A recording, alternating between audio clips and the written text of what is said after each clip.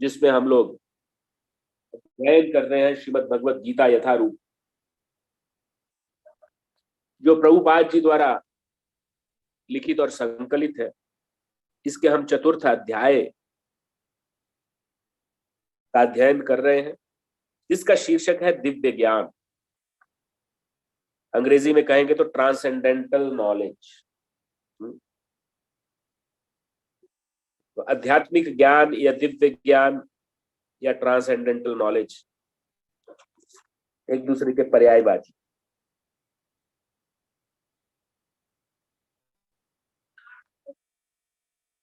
तो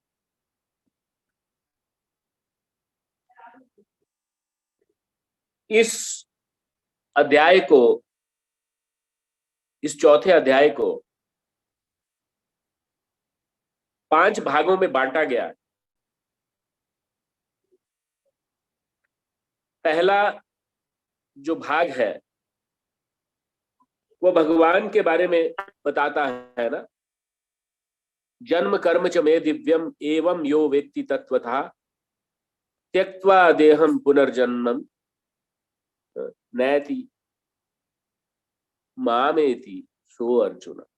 कि भगवान के दिव्यता के बारे में पहले सेक्शन में बताया गया है, पहले 10 श्लोकों में। और जब हमें भगवान के बारे में ज्ञान हो जाता है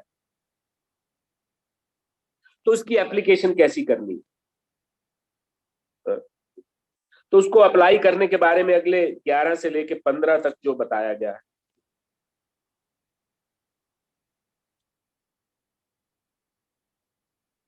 ये यथा माम प्रपद्यन्ते तांस तथैव भजाम्य हम। भगवान का रेसिप्रोकेशन जीव के इच्छा के अनुरूप होता है। जिस प्रकार से जीव इच्छा करता है उसी प्रकार भगवान रेसिप्रोकेट करते हैं। और बताया गया है कि जो सकाम कर्मी है तो वो उनको भगवान उनके अनुरूप, मतलब कि प्रोसेस बताया गया है, प्रणाली बताई गई है, मेथड बताया गया है। और धीरे धीरे किस तरह से व्यक्ति कृष्णा कॉन्शियसनेस में एलिवेट हो सकता है, सकाम कर्मों से लेकर के वो निष्काम कर्म तक कैसे पहुंच सकता है। और तीसरा सेक्शन जिसमें अभी आप ही हम हैं, 16वें श्लोक से लेकर 24वें श्लोक तक,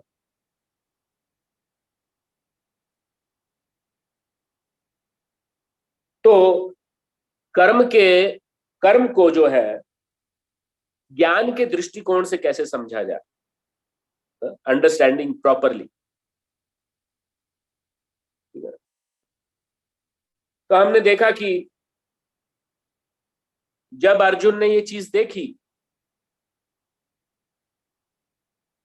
कि अब उसे युद्ध करना है, और युद्ध करना किसके साथ है, अपने संबंधियों के साथ करना है। युद्ध का प्रयोजन क्या है, अपने हक के लिए लड़ाई,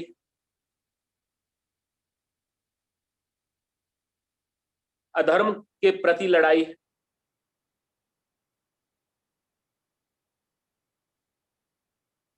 और उसने सोचा कि इतनी खून खराबा करने की क्या आवश्यकता है,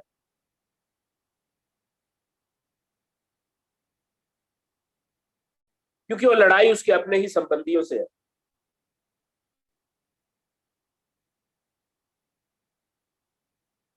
तो कर्म को भी इस तरह से व्यक्ति कंफ्यूज हो सकता है कि कर्म करने से व्यक्ति भव बंधन में फंस जाता है, तो अच्छा है कर्म ही ना किया जाए, सब कुछ छोड़ छाड़ करके जंगल में बैठ लिया जाए।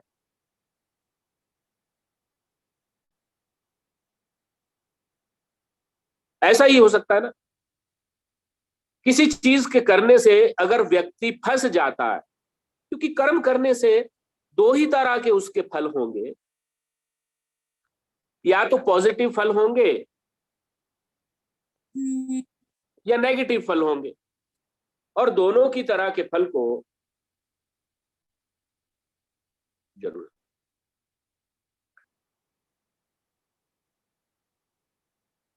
दवाई खाई मैंने ना, पानी। तो दो ही तरह के उसमें कर्म को फल होते हैं कि व्यक्ति अगर शास्त्र सम्मत काम करेगा तो पुण्य फलों की प्राप्ति होगी, और पुण्य फलों को भोगने के लिए शरीर धारण करना पड़ेगा। और अगर वो विकर्मों की तरफ चला जाता है, यानी शास्त्रों के हिसाब से कार्य नहीं करता है, जो निषिद्ध कर्म है उनको करता है, तो पाप का भागीदार बनेगा। उसमें एक तो उसको नरक भोगना पड़ेगा, और दूसरा इस जन्म में भी आकर के उसको दुख काटने पड़ेंगे, अनेक अनेक दुखों काटने पड़ेंगे। जैसा कि हम अपनी संध्याकालीन सत्र में पढ़ रहे हैं, भगवान के कर्मों के जो नियम, उसके आधार पर एक ही समय में एक ही शहर में दो बच्चे पैदा होते हैं। एक बहुत अमीर घर में पैदा होता है और दूसरा एकदम घेटोज में और झोपड़पट्टी में जाकर के पैदा होता है, जिसकी माँ के पास खाने के लिए अन्न नहीं है, और वो बच्चा उसके लिए बर्डन होता है। और दूसरा बच्चा, उसकी अपार संभावनाएं, उसका फ्यूचर ब्राइट। तो ऐसी अनियमितताएं क्यों होती हैं? वो पूर्व जन्म में किए गए निषिद्ध कर्मों के कारण फल स्वरूप कि उसको ऐसा दुख भरे वातावरण में जन्म लेना होगा, या फिर वो सुख भरे वातावरण में जन्म लेता। लेकिन दोनों ही कंडीशंस में वो फंस जाता है, पुनः बद्ध जीवन में पुनः पुनः उसको जन्म लेना पड़ता है।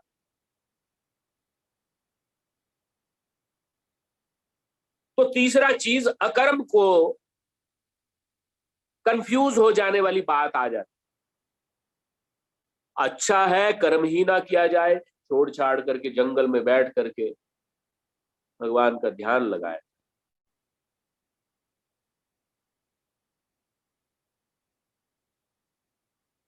एक दृष्टिकोण से तो वो अच्छा है, अगर ऐसा मनस्थिति कोई अचीव कर लेता, क्योंकि हमें जगह में तो बैठना है। आगे इसकी डिस्कशन होगी पूरा, शायद छठे अध्याय में वगैरह इसकी डिस्कशन, इसके ऊपर भी, ध्यान योग के ऊपर भी डिस्कशन करी जाएगी। लेकिन इसमें प्रॉब्लम क्या है? दो दो इसमें मुख्य प्रॉब्लम समझ में आती है।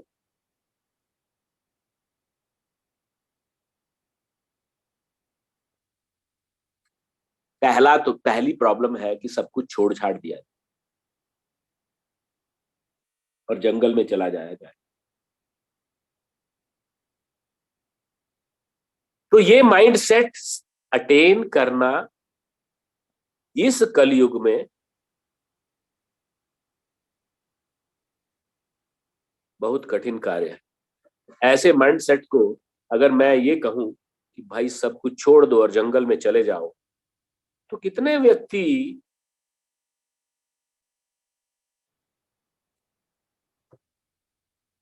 इससे सहमत हो पाएंगे आज के युग में?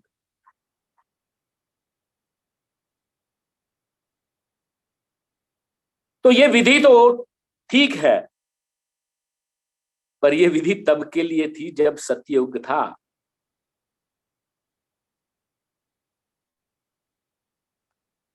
जब लोग प्रिडोमिनेंटली सत्व गुण में रहते थे, मुख्यतः वो सत्व गुण में ही रहते थे। आज के युग में अकर्म को, जिसकी हम बात कर रहे हैं, इन एक्टिविटी नहीं समझा जा सकता।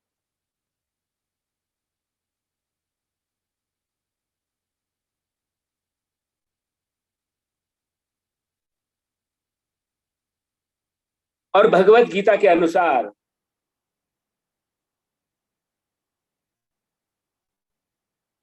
हम लोग देखेंगे, इस जब श्लोक को पढ़ेंगे, मैं थोड़ी सी बैकग्राउंड इसलिए दे रहा हूं कि 15 दिन के बाद हम लोग एकत्रित हो रहे हैं, और हो सकता है बहुतों के दिमाग में से क्या हमने पढ़ा है वो निकल गया हो, तो थोड़ा सा वक्त इसीलिए ले रहा हूं मैं। तो हमने ये जो सेक्शन है, थर्ड सेक्शन, तो हम जानने की कोशिश कर रहे हैं कि इसको सही तरीके से जानना है, आज की डेट में इसको कैसे किया जाए। Understanding Karma on the platform of ज्ञान। कोरे ज्ञान से तो यही सिद्ध होता है कि भाई ये एक्टिविटी फंसाने वाली है, इसको छोड़ दो। वेरी सिंपल सिंपल फंडामेंटल, और खत्म।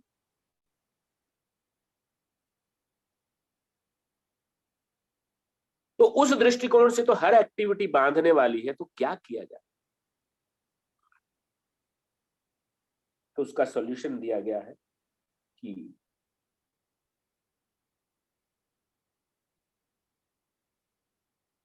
क्यों ना कृष्णा कॉन्शियसनेस में कर्म किया जाए जिसकी संस्तुति भगवान कर।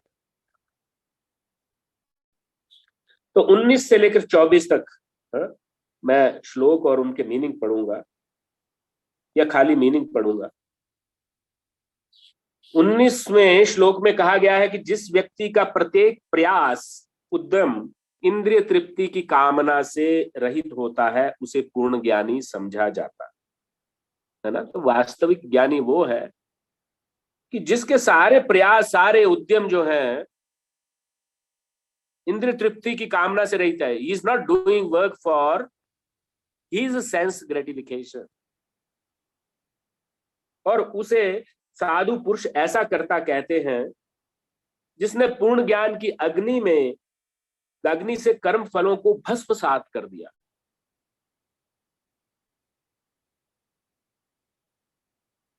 मैं इसकी डिटेल में नहीं जाऊंगा, हमने पहले एक्सप्लेन किया है कि कर्म के फलों को कैसे ही पूर्ण ज्ञान की अग्नि से भस्मसात कर दिया जाता। भी कर्म कर लिए, उसके फल भी है, लेकिन कैसी उसकी कॉन्शियसनेस है जिससे उसके कर्मों के फल जो है सारे खत्म हो गए। जो कि आध्यात्मिक लोक में प्रवेश करने के लिए क्वालिफिकेशन है, योग्यता।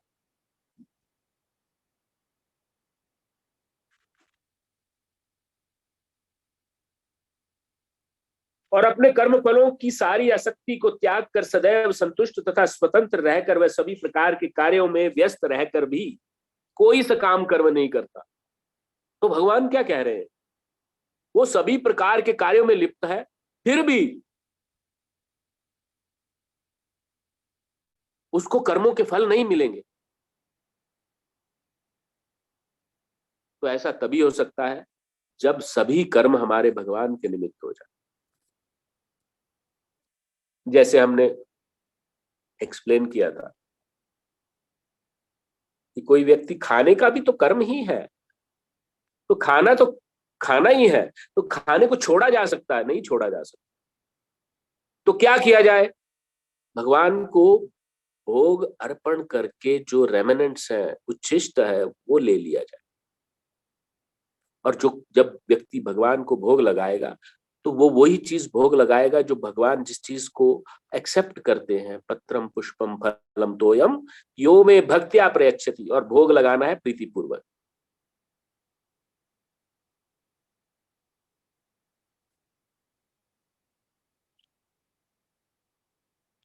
और 21वें श्लोक में कहते हैं ऐसा ज्ञानी पुरुष पूर्ण रूप से संयमित मन तथा बुद्धि से कार्य करता है।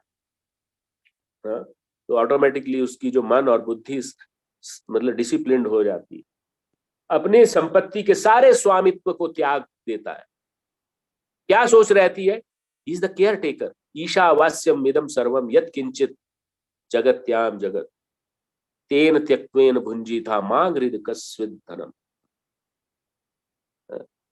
उसकी जो है प्रॉपराइटरी, या जिसको कहते हैं अधिकार, चेंज नहीं होता है। अगर लीगल अधिकार है तो लीगल अधिकार में संपत्ति है, परंतु वो समझता है कि कॉन्शियसनेस में चेंज आ जाती है कि मैं इसका स्वामी नहीं हूं, इसके स्वामी भगवान है, और इसमें से जितना हिस्सा मेरा है मुझे मिलेगा। और मैं यदिच्छा लाभ संतुष्ट हो, अगले में कहते हैं कि जो अपने आप से होने वाले लाभ में संतुष्ट हो जाए। द्वंद्व से मुक्त है, ईर्ष्या से मुक्त है,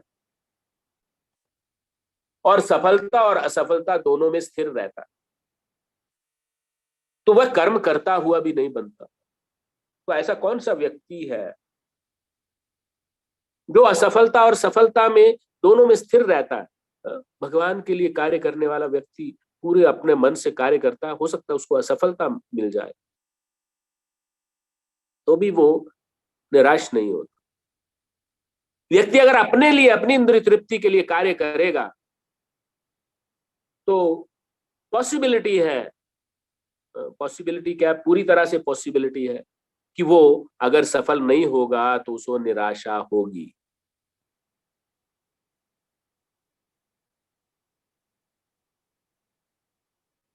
तो कोई अगर स्टूडेंट है तो ये पूछ सकता है कि भैया क्या मैं पढ़ना छोड़ दूं? नहीं, पढ़ना छोड़ना नहीं है, तुमको सिर्फ ये सोचना है कि मैं अपना पूरा बेस्ट दे दूं। किसके लिए? अपने तृप्ति के लिए नहीं कि I want to become first in the class, not not for that कि मैं, कृष्णा ने मेरे को यहाँ भेजा है और मेरी अभी रिस्पॉन्सिबिलिटी पढ़ाई की है, तो मैं भगवान को लिए अपना पूरा एफर्ट लगा के अच्छी तरह से पढ़ाई करूं। अदरवाइज जो दिख, बोलते हैं ना, ऐसा नहीं है कि जो दिखता नहीं है वो होता नहीं। हम समझते हैं हमने कार्य कर लिया, किसी ने देखा नहीं, तो हम अगर इंद्रिय तृप्ति के लिए कार्य करते हैं तो बहुत एक हो सकता है हम फंस जाएं। बहुत एक क्या, होता ही होगा ही, डेफिनेटली हम फंस जाएंगे। और यहाँ पे जैसे पहले कहा गया कि वो पूरी तरह संयमित हो जाता, उसकी मन और बुद्धि संयमित हो जाती है। He knows what is right and wrong, he knows what is conducive for my spiritual growth and what is not.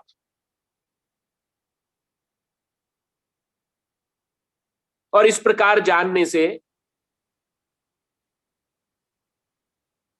होता क्या है, वो पूरी तरह से इन्फॉर्म्ड डिसीजंस लेता है।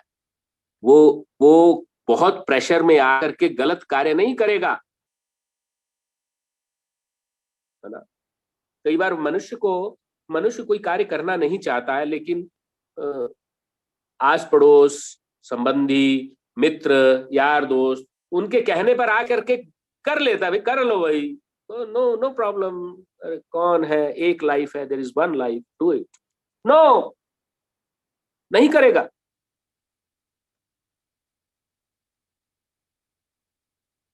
क्योंकि उसको पूरी तरह से समझ आ जाता। तो यही चीज भगवान यहाँ पे समझाने की कोशिश कर रहे हैं।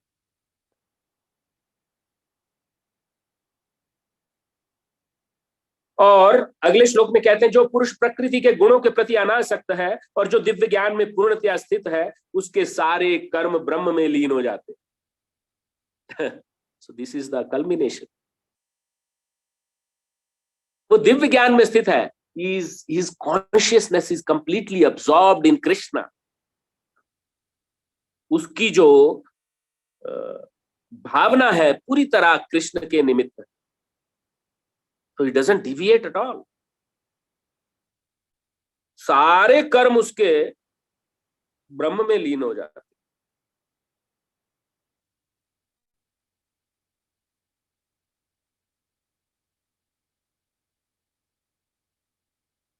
इसीलिए उस मनुष्य को, इसके एंड में कहते हैं प्रभुपाद, उस मनुष्य को कोई भौतिक फल नहीं भोगना पड़ता।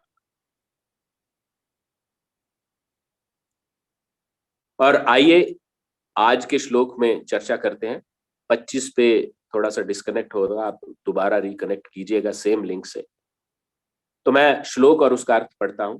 ब्रह्मणार्पणम ब्रह्म हविर्ब्रह्माग्नो ब्रह्मणाहुतम, ब्रह्मार्पणम ब्रह्म हविर्ब्रह्म याग्नो ब्रह्मणाहुतम, ब्रह्मेव तेन गंतव्यम ब्रह्म कर्म समाधिना, ब्रह्मार्पणम ब्रह्म हविर्ब्रह्म अग्नौ ब्रह्मणा हुतम ब्रह्मैव तेन गंतव्यम ब्रह्म कर्म समाधिना। ब्रह्मार्पणम ब्रह्म हविर्ब्रह्म अग्नौ ब्रह्मणाहुतम् ब्रह्मैव तेन गंतव्यम ब्रह्म कर्म समाधिना। तो इनके शब्दों के अर्थ देखेंगे। ब्रह्म का अर्थ होता है आध्यात्मिक, अर्पणम का अर्थ होता है अर्पण, ब्रह्म अगेन ब्रह्म, हवि ही घृत, हवि मतलब घृत जो हवन में अर्पण किए जाने वाला जो वस्तुएं हैं, ब्रह्म भी आध्यात्मिक उसका अर्थ हो गया। अग्नौ हवन रूपी अग्नि में, ब्रह्मणा आत्मा के द्वारा, हुतम अर्पित, ब्रह्म यानी परम धाम, एव निश्चय ही, तेन उसके द्वारा, गंतव्यम पहुंचने योग्य। ब्रह्म का अर्थ होता है आध्यात्मिक, कर्म का अर्थ कर्म में, और समाधिना यानी पूर्ण एकाग्रता के द्वारा। तो इन शब्दों के अर्थ समझेंगे, इसके सरल अर्थ समझेंगे प्रभुपाद के द्वारा। जय श्रील प्रभुपाद। जो व्यक्ति कृष्ण भावनामृत में पूर्णतया लीन रहता है, उसे अपने आध्यात्मिक कर्मों के योगदान के कारण अवश्य ही भगवत धाम की प्राप्ति होती, क्योंकि उसमें हवन भी आध्यात्मिक होता है और हवि भी आध्यात्मिक होता है।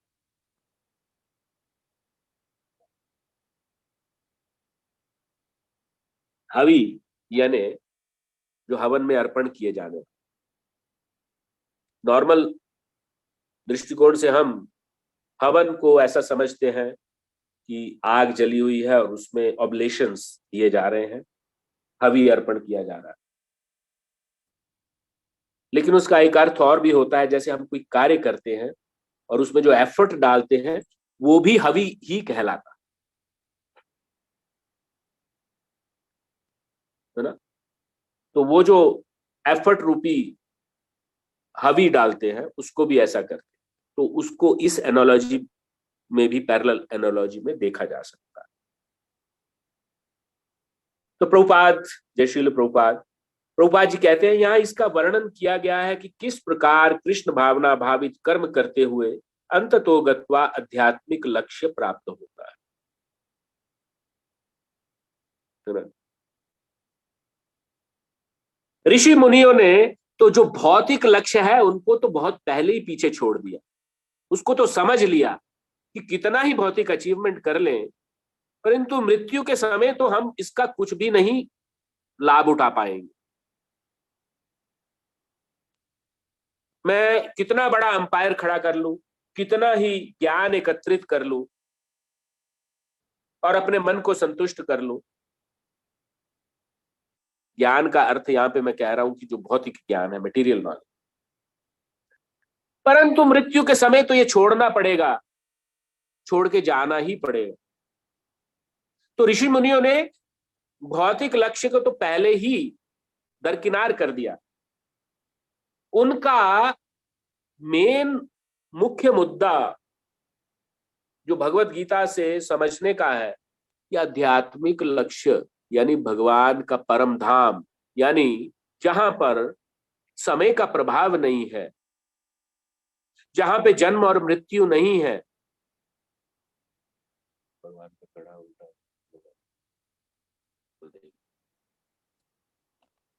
जहां पे जन्म मृत्यु का प्रभाव नहीं है, जहां पे आनंद ही आनंद, वहां कैसे पहुंचा जाए? क्या ऐसी बस, हरे राम,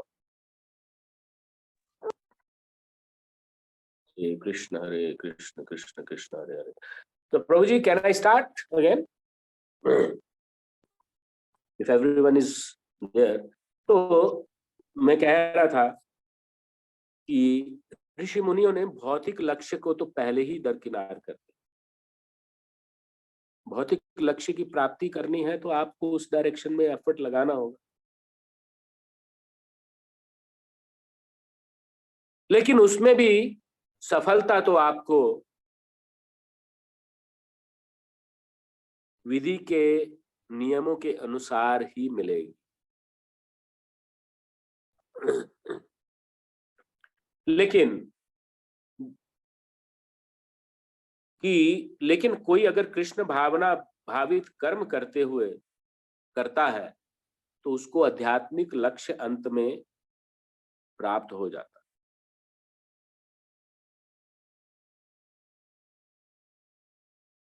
तो कृष्ण भावनामृत विषयक विविध कर्म होते हैं जिनका वर्णन अगले श्लोकों में किया गया है, किंतु इस श्लोक में तो केवल कृष्ण भावनामृत के सिद्धांत का ही वर्णन किया गया है ना।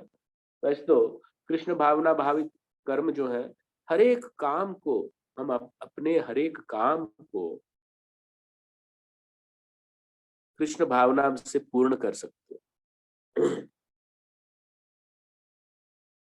श्रील प्रभुपाद के जो गुरु महाराज थे, इस डिवाइन ग्रेस भक्ति सिद्धांत सरस्वती ठाकुर गोस्वामी महाराज,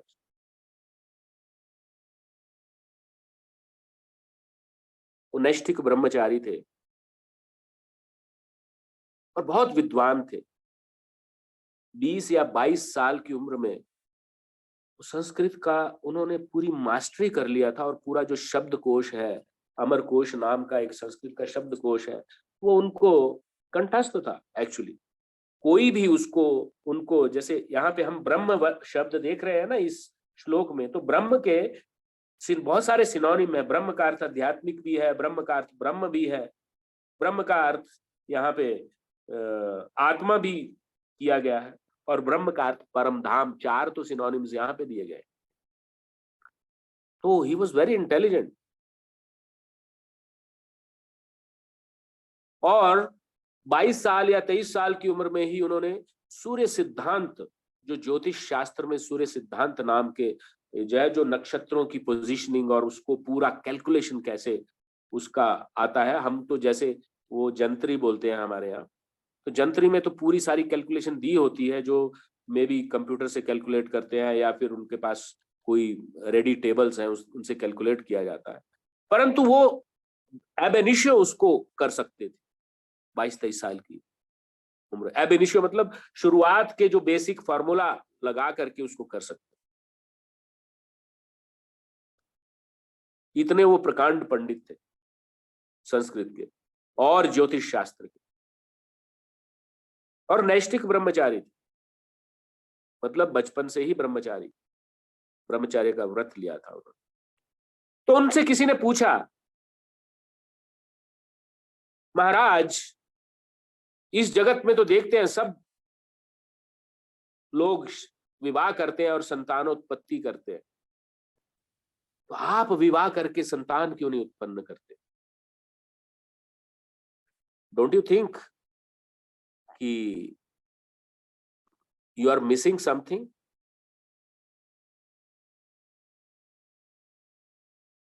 आप इस भौतिक जगत में जो नेचुरल प्रोसेस है उससे मिस हो रहे हैं। तो उन्होंने बहुत सुंदर जवाब दिया कि अगर मुझे विश्वास हो जाए कि मैं विवाह करने के उपरांत मेरी जो संतान पैदा होगी वो कृष्णा कॉन्शियस होगी, तो मैं अवश्य ही हंड्रेड्स एंड थाउजेंड्स ऑफ संतानें पैदा करूं।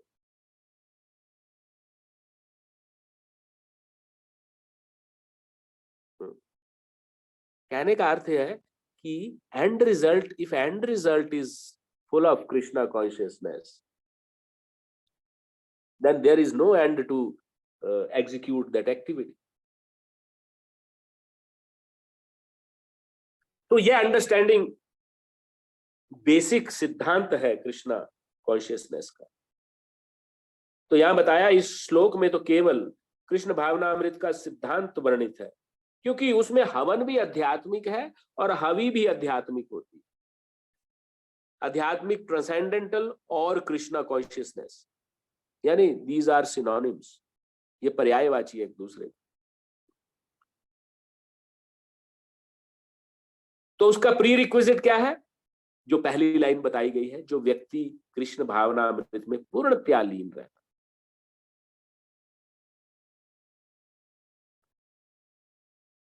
तो हमारी रिस्पॉन्सिबिलिटी क्या है, हमारी जिम्मेदारी क्या है? कार्य को छोड़ना नहीं है, उसको कृष्णा कॉन्शियसनेस से जोड़ना है। And this is called art of Krishna consciousness. This is the art which we need to acquire.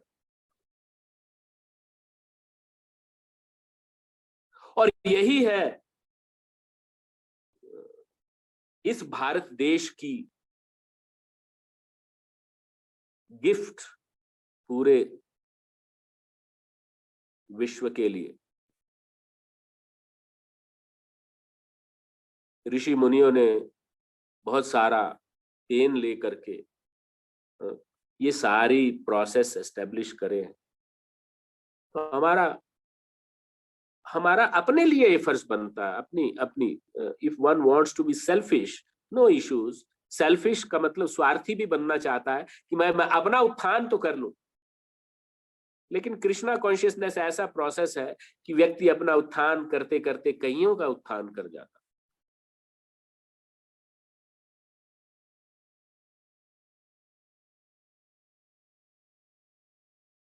आज मैं हमारे एक गुरु बंधु का लेक्चर सुन रहा था, तो उसमें वो उदाहरण दे रहे थे कि बख्तियार खिलजी नाम का एक व्यक्ति हुआ है। तो बिहार प्रांत में बख्तियारपुर करके एक नाम है, जगह का नाम है, जो नालंदा विश्वविद्यालय के नजदीक है। तो उसने पूरे वैदिक लिटरेचर को आग लगा दी, पूरी यूनिवर्सिटी को जला दिया। 1 महीना तक आग जलती रही, इतना ज्यादा, मतलब वो जब उसने जलाया तो पूरे 1 महीना तक धू धू करके जलते रहे। इतना लिटरेचर था, ऋग्वेद, सामवेद और इतना ज्यादा लिटरेचर।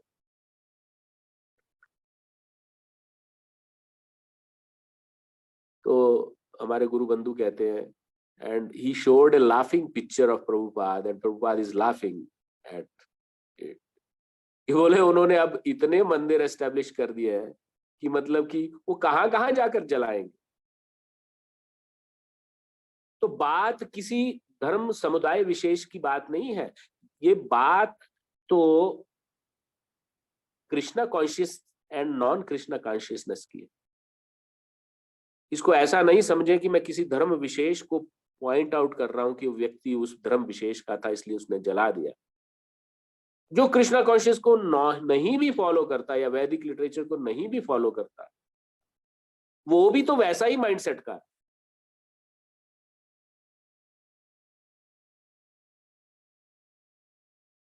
उसने थोड़ा ऐसा किया कि उसने थोड़ा सा हेट्रेड डेवलप करके उसको जला दिया। जो नहीं फॉलो करेगा तो उसने तो वैसे ही रिजेक्ट करके रखा हुआ। तो हमें सिद्धांतों को समझने की आवश्यकता है।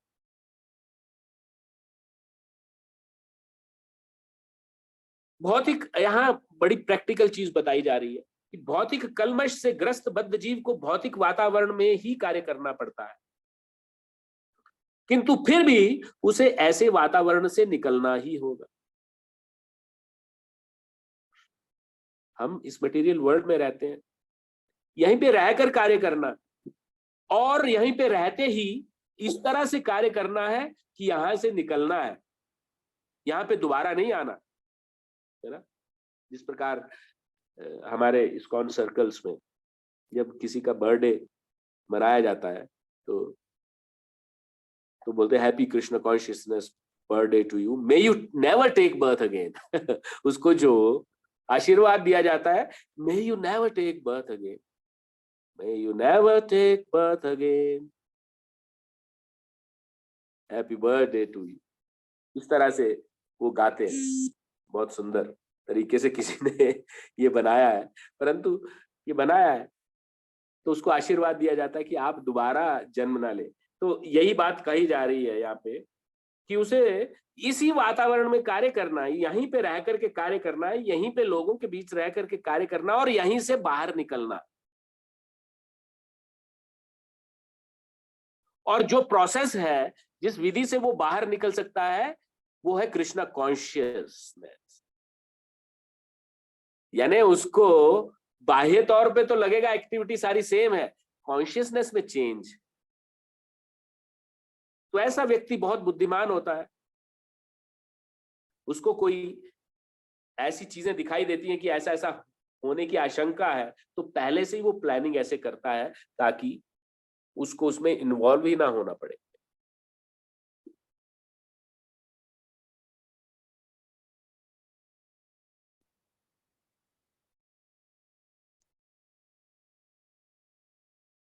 तो उदाहरण दिया जा रहा है यहाँ पे कि यदि कोई रोगी दूध की वस्तुओं को अधिक खाने से पेट की गड़बड़ी से ग्रस्त हो जाता है, तो उसे दही दिया जाता है, जो दूध से ही बनी अन्य वस्तु है। क्षीरम यथा दधि विकार विशेष योगा, विशेष योगा, विशेष योग उसमें विकार मिला दिया जाए दूध में, तो वो दही बन जाता है, लेकिन वास्तव में उसका ओरिजिनेटर जो है दूध ही है। तो ये उदाहरण क्यों दिया गया है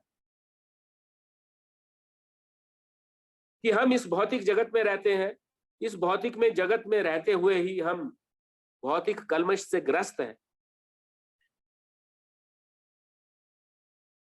तो कैसे भौतिक कार्य करते करते ही हम इस भौतिक जगत से बाहर निकल जाएं, अपने आध्यात्मिक लक्ष्य को प्राप्त कर ले, किस प्रकार? तो उसकी विधि बोली कृष्णा कॉन्शियसनेस। तो कार्य हम भौतिक कर रहे हैं, लेकिन कॉन्शियसनेस चेंज कर दी हमने।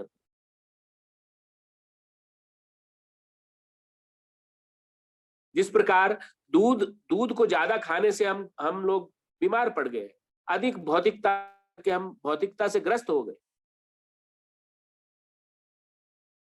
लेकिन वो दूध से ही बनी वस्तु दही खा ले, वो विकार उसमें जो ऐड हो गया, तो हमें क्या ऐड करना है? खाली कॉन्शियसनेस चेंज करनी है। क्या चेंज किया? Consciousness change. तो हमने दूध को ही यूज किया, उसमें वो थोड़ा सा क्या बोलते हैं, जगान बोलते हैं पहाड़ी भाषा में, वो मिक्स करके उसको दही बना दिया और दही का सेवन कर लिया, तो पेट का रोग दूर हो गया। तो इस प्रकार से भौतिकता से में ग्रस्त बद्ध जीव का उपचार कृष्ण भावनामृत के द्वारा ही किया जा सकता है, जो यहाँ गीता में दिया हो। तो ये विधि क्या है? ये विधि यज्ञ या विष्णु या कृष्ण को प्रसन्न करने के लिए किए गए कार्य कहला। ये विधि बस इतनी सी है कि यज्ञ या विष्णु, यज्ञ का दूसरा अर्थ है विष्णु को प्रसन्न या कृष्ण को प्रसन्न करने वाले कार्य। तो हमको खाली उतना ही आइडेंटिफाई करना है कि हम जो रूटीन कार्य कर रहे हैं उनसे विष्णु को प्रसन्न कैसे किया जा सके, वो कॉन्शियसनेस में रखना।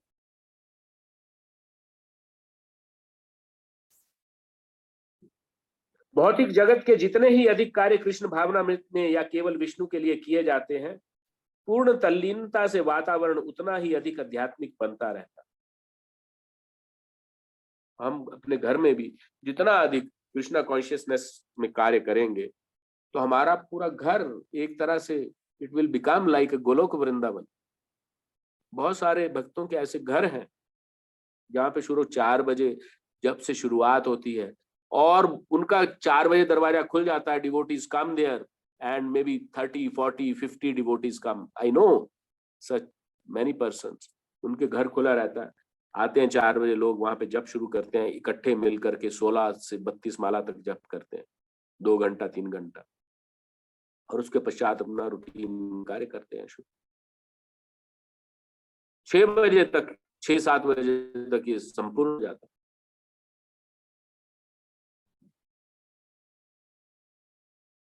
आगे बताते हैं कि ब्रह्म शब्द का अर्थ है आध्यात्मिक।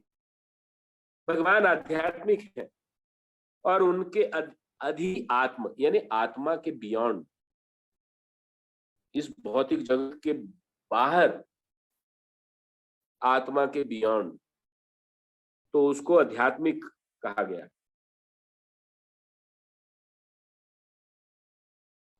और उनके दिव्य शरीर की किरणें ब्रह्म ज्योति कहलाती हैं। यही उनका आध्यात्मिक तेज है। प्रत्येक वस्तु इसी ब्रह्म ज्योति में स्थित रहती है, किंतु जब ये ज्योति माया या इंद्रिय तृप्ति द्वारा आच्छादित हो जाती है तो भौतिक ज्योति कहलाती है। तो इसके ऊपर में हमने बहुत बार चर्चा की।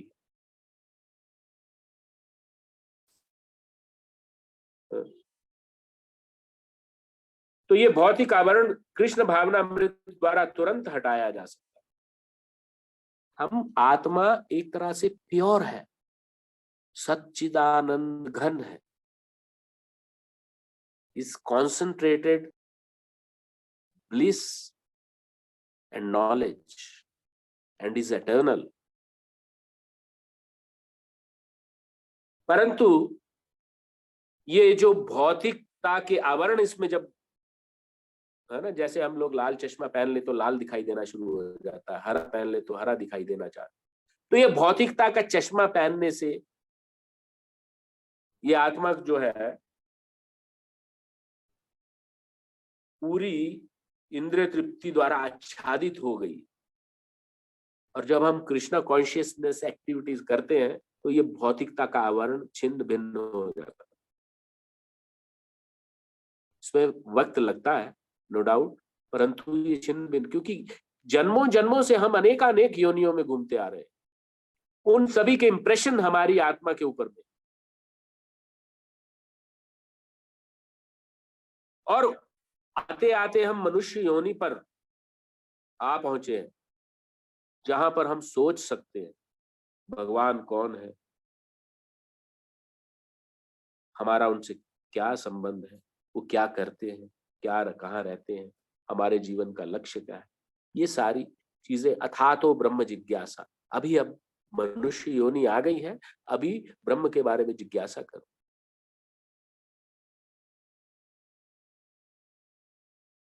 और ऐसा नहीं है, भगवान को आप कोई चीज, भगवान को जब आप कोई चीज अर्पण करेंगे तो कहते हैं ना कि बहुत टाइम है, अभी बुढ़ापा आएगा तो करेंगे। It is like you invite guest in your house or bring some stale fruits and offer to him. एक पूरा पुराना सा कुछ फल लाकर उनको अर्पण कर दो तो कैसा लगेगा? गेस्ट आते हैं तो we want to offer them fresh things, nice things. बुढ़ापे में जब सब कुछ, हाँ, हमारी स्मृति नहीं रहेगी, हमारी बोलने की शक्ति नहीं रहेगी, हमारी सुनने की शक्ति क्षीण हो जाएगी, तब हम भगवान के बारे में सोचेंगे, चल नहीं पाएंगे, क्या तीर्थ यात्रा करेंगे। तो प्रहलाद महाराज कहते हैं कौमारम आचरेत प्रज्ञा। जो बुद्धिमान व्यक्ति है बालपन से ही सारी प्रैक्टिस शुरू करता है ताकि बुढ़ापा आते आते उसकी कॉन्शियसनेस फिक्स हो जाए पूरी तरह से, और मृत्यु के समय फिर उसको कोई बंधन नहीं रोक पाए। मृत्यु के समय वो किसी का कोई बंधन के बारे में नहीं सोचे, खाली भगवान के बारे में सोचे और सीधा आध्यात्मिक धाम पे चला जाए।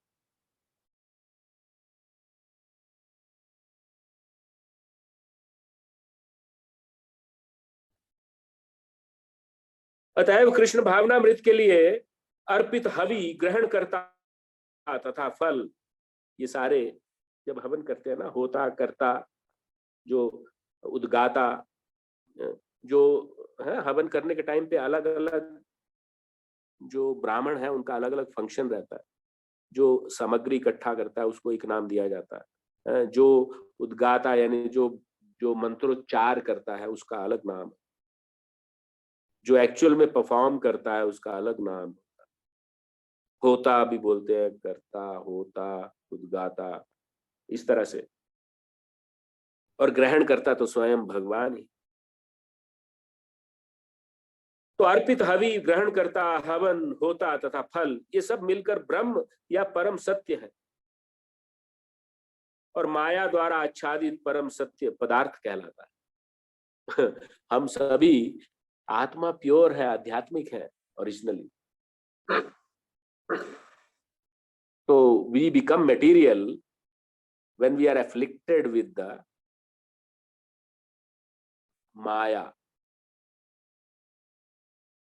Maya means the illusory energy of the Lord, which puts us into the illusion. Why illusory energy? Because then is the real test of intelligence. है ना, कभी कभी एग्जाम में क्वेश्चन आता है, उसको घुमा करके पूछा जाता है,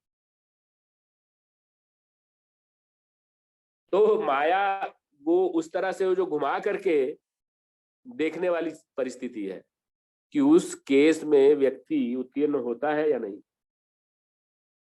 सो माया के एफ्लिक्शन को कैसे हटाया जा सकता है? Right practice of Krishna consciousness. और जब यही पदार्थ परम सत्य के निमित्त प्रयुक्त होता है तो फिर इसमें आध्यात्मिक गुण आ जाता है। पदार्थ तो वही है, माया के द्वारा आच्छादित, बट उसको यूज किस में कर लिया हमने? भगवान की प्रसन्नता के लिए, है ना। जैसे प्रभुपाद के गुरु महाराज कहते हैं, इफ आई एम कन्विंस्ड कि मेरी औलाद जो है कृष्णा कॉन्शियस होगी तो मैं हजारों बच्चे पैदा करूं, क्योंकि उनमें आध्यात्मिक गुण होगा, इसलिए दैट इज भक्ति ओनली।